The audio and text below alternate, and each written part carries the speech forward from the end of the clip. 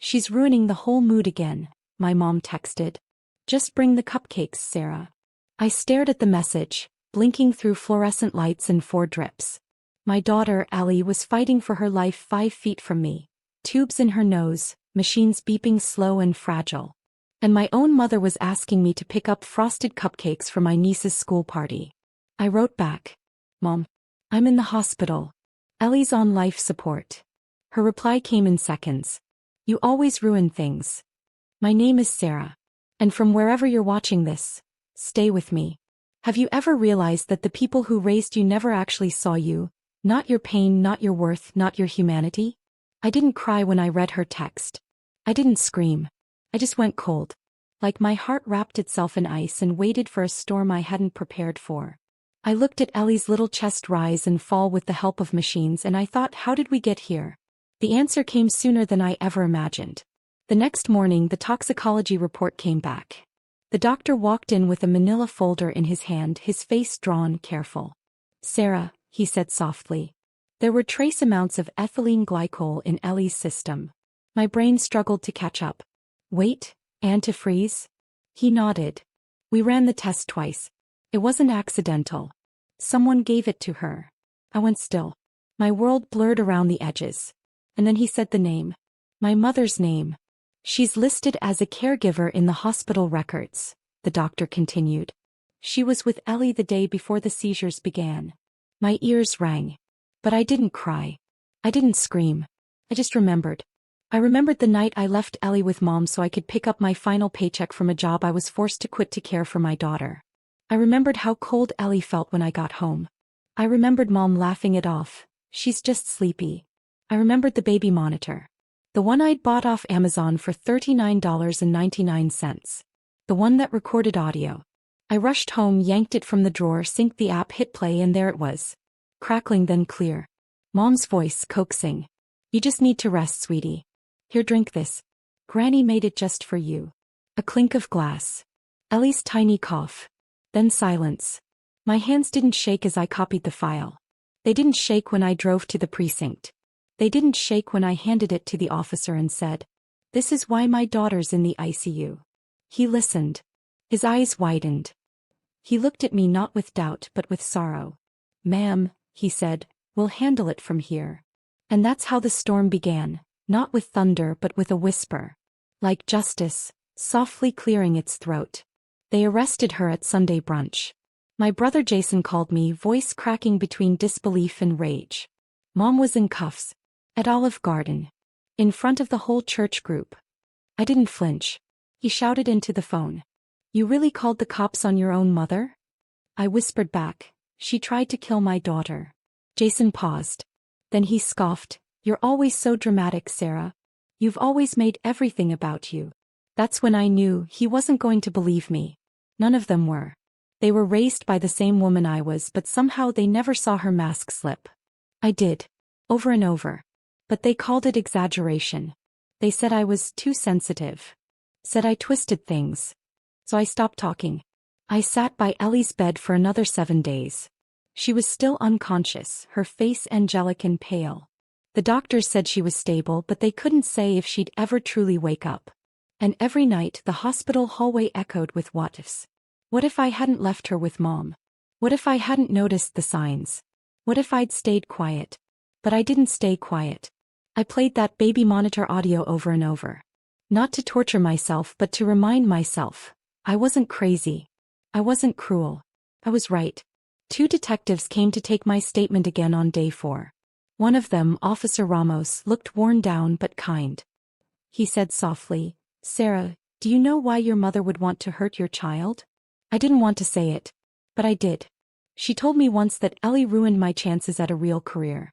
That having a daughter with epilepsy and developmental delays was like carrying bricks on my back. She said I'd end up old and broke with a vegetable for a child. Ramos winced. "She's always said things like that," I continued hollow.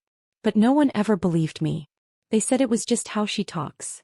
That night Jason messaged me. "We bailed her out. She's coming home. You better fix this before you ruin everything." I laughed. Out loud. In the quiet of that cold hospital room. Fix this? He still thought I was the problem. They still thought she was the victim. But I wasn't afraid anymore. Because I knew something they didn't. There was more on that monitor. A second clip. One I hadn't sent to police yet. It wasn't just attempted poisoning. It was confession. And if they kept pushing, I'd burn the whole house down. Figuratively, of course. But the foundation was already cracking, and the match was in my hand. The second recording started with laughter. Not mine. Not Ellie's. My mother's. That dry, smug cackle I grew up hearing when she won. When she belittled me, manipulated me, broke me down in front of others and said, "It's just a joke, lighten up." But this wasn't a joke. It was a low voice close to the monitor. If she dies, maybe Sarah can finally go live her big dreams. She won't be tied down anymore. She'll thank me one day. A clink of a glass. A whisper. Just sleep, little burden. I didn't send that clip to the police. Not yet. I held on to it like a loaded gun. A final bullet in case they came for me again. Because they did come. Jason, my sister-in-law Emily, even Aunt Janice, who hadn't spoken to me in 2 years. They formed a little army of guilt, banging on my door while I sat in the dark beside Ellie's bed. "She's old, Sarah. She didn't mean to hurt anyone. You're being vindictive. Family forgives." I let them yell. I let them cry and threaten and grovel and rage. And then I walked out to the hospital lobby, looked Jason in the eye and said, "You're all blocked. You'll never see me or Ellie again." Emily screamed something behind him, but it turned to static in my ears. As I was already done with them. Done begging for love. Done explaining pain. Done proving truth to people who'd rather believe lies. I called a lawyer the next morning. Asked about custody laws, property laws, guardianship filings. Because Mom's name was on some of Ellie's medical paperwork. She'd manipulated her way into emergency contact status over the years, always playing the supportive grandma in public while tearing me down behind closed doors. I had it all removed. Power of attorney? Gone. Medical proxy? Revoked. Emergency contact? Replaced. I filed a restraining order while Ellie still slept, her body fighting to heal. Then I remembered something else. Something big. My trust fund. My dad had left me a modest trust before he died. A house and a small account he'd protected for me from Mom's control. When Ellie was born, I added her name to it, knowing I might need it for medical care one day. But I'd forgotten something crucial. Mom still had access as a trustee. That's when the dread crawled back in. That's when I checked the account. And there was $42,600. Gone. Withdrawn in chunks over the past 3 months. Disguised as caregiving costs, home repairs, medical supplements. Stolen. By the woman who'd called my daughter a burden. By the same voice that whispered poison into a cup. I didn't sleep that night. But I didn't cry either. I poured coffee into a chipped mug, opened my laptop and started collecting everything. Statements, withdrawal notices, text messages, audio recordings, screenshots. I compiled it like a war file. Because this wasn't just survival anymore. This was war. And I had every weapon I needed. The private investigator I hired didn't flinch when I told him what I needed. Financial fraud. Elder manipulation. Possible abuse. And theft from a minor's trust, I said, sliding the folder across the desk. He flipped through the pages slowly. "You're not playing around." "I've spent my whole life playing small," I said. "I'm done." He nodded and took the case. While he tracked the money trail, I went to probate court and filed a petition to become Ellie's sole guardian with full legal authority. My mother tried to contest it. Claimed I was emotionally unstable. That I couldn't be trusted with big decisions. But she had no idea what I had. I waited until the hearing. Waited until her smug little speech in front of the judge about how she did her best for the child, and how I pushed family away out of spite. Then I stood up. Holding one thing in my hand. The recording. The second one. I asked the judge if I could play it for the court. He agreed. The courtroom went quiet. Just the sound of my mother's voice, clear as daylight. If she dies, maybe Sarah can finally go live her big dreams. She won't be tied down anymore. She'll thank me one day. By the time it ended, you could have heard a pin drop. Even my mother's attorney looked like she wanted to crawl out of her own skin. The judge didn't even deliberate. He banged the gavel and said, "Full guardianship granted to the mother." Effective immediately. My mother was escorted out for questioning. But that wasn't enough for me. See, my PI came back with something even better. Proof she'd funneled the $42,600 into a joint account she held with Jason. That money? Used for a down payment on a vacation rental. A beach house they'd bought together as an investment. And the kicker? They'd listed me as a silent contributor in the loan paperwork. Probably hoping I'd never find out. I smiled when I saw it. Not because I was surprised, but because now I had both of them. I filed a formal fraud report. Turned over every document. Every account number. Every forged signature. And then I went one step further. I called the IRS. You steal from me from my child. You pay in blood and taxes. Jason called the next morning, panicked. Why is the IRS asking about a $42,000 cash infusion? What did you do? I didn't answer right away. I looked at Ellie. Still in recovery. Still fragile. Still innocent. Then I said, I did what Mom would never do. I protected my child. He screamed something about destroying the family. I hung up. And I blocked him too. Because revenge isn't about loud victories. It's about taking your power back. Quietly. Completely. Legally. And watching the people who hurt you scramble for cover as the truth burns down their lies. Jason was the first to lose it. The IRS froze his accounts pending investigation. The beach rental? The mortgage? Defaulted. His credit score plummeted overnight. He messaged me at 3 a.m. You're ruining my life. I didn't reply. He had already ruined mine. I was just evening the score. Though. She was the storm before the collapse. She waltzed into the hospital 2 days later, sunglasses on, hair perfect like the last few weeks hadn't happened. Like her fingerprints weren't all over the crime. She walked straight up to Ellie's bed. I stepped in front of her. She's sleeping, I said flatly. I brought a stuffed animal, she cooed. Ellie loves bunnies. I didn't budge. You're not allowed here anymore. Her smile faltered just slightly. Sarah, don't be ridiculous. I'm her grandmother. No, I said. You're a threat. I handed her the restraining order, freshly printed with the judge's signature still damp. He stared at it like it was in a foreign language. You wouldn't. I already did. That's when she snapped. The rage, raw, ugly, real, spilled out from beneath her designer mask. All I ever did was clean up after your messes. You got pregnant by a man who vanished and left you holding the bill. I stepped up. Always do. And this is how you repay me. I stepped closer. You didn't step up. You stole. You manipulated. You poisoned. She threw the bunny at my chest and stormed out. The nurse watching from the door whispered, "Good for you." 2 hours later, detectives came to the hospital. I signed the final affidavit. Gave them full access to the recordings, the bank transfers, the text messages. That afternoon they arrested my mother at her home. She was wearing pearls and flipping pancakes for Jason's twins when they cuffed her. I didn't watch the footage. But I heard the click of the handcuffs echoed across 3 voicemails she left me later. Sobbing, cursing, begging. I didn't listen to them all. Instead I sat with Ellie. She was finally well enough to sit upright, tubes removed, color returning to her cheeks. She looked up at me and whispered, "Mommy, I had a scary dream." I kissed her forehead. "It's over now," I said. "The monster's gone." I checked my phone one last time before silencing it for good. Jason had posted some ridiculous rant on Facebook about betrayal by family and false accusations. But no one was buying it. The court documents were public. People had started commenting, "Maybe don't steal from your niece, and she deserved better than both of you." Funny how quiet the world gets when the truth finally roars. My name was no longer the burden in family chats.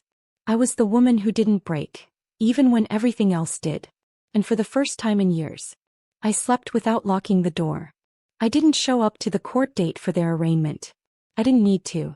My voice was already in the paperwork, in the evidence, in every silent clip of baby monitor audio that played over the courtroom speakers. But I did sit outside. In my car. Engine off. Watching the world keep spinning while 2 people inside fought to keep their lies from catching fire. Jason was hit with wire fraud, conspiracy, and attempted grand larceny. My mother? Reckless endangerment of a minor. Elder exploitation. Fraud. And when the toxicology report came in, attempted poisoning. She'd been mixing Ellie's pain meds with her own prescription anti-anxiety pills, crushing them into the dosage cups when nurses weren't looking. Said it would help her rest more. That detail shattered something in me I didn't know I still had. I threw up in the parking lot that morning. I cried until I couldn't breathe. And when I finally looked at myself in the mirror, I saw someone I hadn't met before. A mother who could burn a city down to keep her child breathing. That same day I made the final transfer. Ellie's trust fund, now cleaned of their fingerprints, went into a locked custodial account under a new name. I updated her emergency contacts. Changed the locks. Sold the old house. The one where I found that damn baby monitor buzzing like a siren under Ellie's crib. We moved into a small but warm apartment by the lake. Nothing fancy, but peaceful. I picked the unit with morning sun. Ellie liked it. She called the view a soft yellow dream. And I finally started working again. Freelance writing. Bit by bit the fog lifted. One night months later I got an email from the DA's office. Mom took a plea. Jason didn't. He went to trial. Lost. Got 5 years. 2 years. Probation after 18 months. She asked to write a letter to Ellie. The court let her. It came in a white envelope with shaky cursive. I didn't open it. I burned it in the sink while Ellie ate grilled cheese and watched cartoons. Because forgiveness is not always owed, especially to those who gamble with your child's breath. Some nights when it's quiet I still hear the monitor. Still feel my phone buzz with that text. You always ruin things. But now I smile. Because I didn't ruin anything. I saved everything that mattered. And I took back what they thought they owned. My future. My dignity. And my daughter's life. The day of sentencing I stood across the street from the courthouse. Not inside. Not in the gallery. But outside beneath the gray overcast sky, watching people file in like it was just another Tuesday. Jason walked in first. He was thinner. No tailored suit this time. Just khakis, a collared shirt, and the slump of a man whose life unraveled before he realized the thread was loose.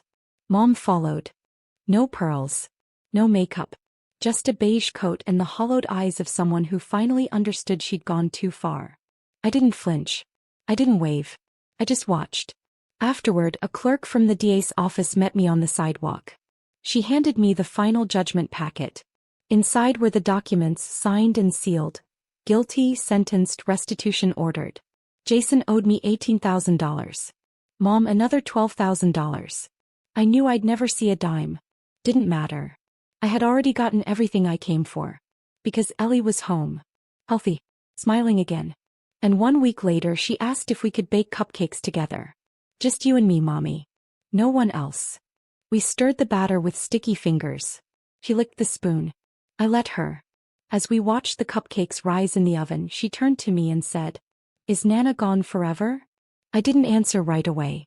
Because what do you say to a 6-year-old who almost died at the hands of someone who claimed to love her? I knelt down. She's not part of our world anymore. You're safe now. Ellie nodded. That was enough. The next day I changed my number. Deleted the old family group chats. Unsubscribed from the guilt, the obligation, the generational dysfunction dressed up as love. I made a new will. Set Ellie's guardianship to my best friend, Dana. The one who sat in that ICU with me every single night. The one who didn't ask questions, just showed up with clean socks and takeout and the kind of loyalty my blood relatives never knew how to offer. For the first time in my life I chose my own family. And that was the final act of revenge. Not anger. Not punishment. But peace. Years passed. Jason's name faded into a background check somewhere. I heard she moved into a tiny condo 2 towns over. No one visits. No one cares. And Ellie? She's 10 now. She's writing her own stories, reading them aloud to me at bedtime. Last night she said, "Mommy, you're the bravest person I know." I kissed her forehead and whispered, "I'm only brave because you gave me something worth fighting for." Because sometimes revenge isn't fire and fury. Sometimes it's a child's heartbeat in the quiet. A clean kitchen. A name cleared. And a life reclaimed. Last week I got a letter in the mail with no return address. Inside was a folded photo of my mother. Gray hair, prison-issued shirt, eyes hollow as winter. And on the back her handwriting thin and trembling. I miss her. I think about her every day. I sat with that for a while. Not angry. Not sad. Just still. Because it's strange how people will burn down everything around them and call it love. Stranger still, how they're always surprised when you stop letting them light the match. I didn't write back. I took the photo, the letter, and the envelope and slid them into a Ziploc bag. Then I walked to the lake with Ellie. She was collecting pebbles again. The wind danced in her curls. I dropped the bag into the water and watched it sink slowly, swallowed up like all the guilt, manipulation, and betrayal that had tried to steal our story. It didn't deserve a monument. Only silence. That night, Ellie asked why I looked lighter. I told her, because we're finally free. And we are. Free from their voices. Free from the weight of pretending it didn't happen. Free from thinking blood has to mean bond. Today my daughter woke up laughing. And I made pancakes with strawberries just the way she likes them, cut into little hearts. She looked at her plate and beamed. You always make the best days. Not birthdays. Not holidays. Just days. Ordinary ones. Safe ones. That was the justice. Not a courtroom. Not a prison sentence. But a quiet morning filled with laughter and light. They stole years from me. But I rebuilt them one moment at a time. Now I live in a home filled with love, not apologies. With honesty, not eggshells. With cupcakes that never come with strings. Some people spend their whole lives trying to tear you down so they can feel tall. But when you walk away, completely, fully, without looking back, they're left yelling into silence. And that silence, that's your peace. That's your revenge. That's your beginning.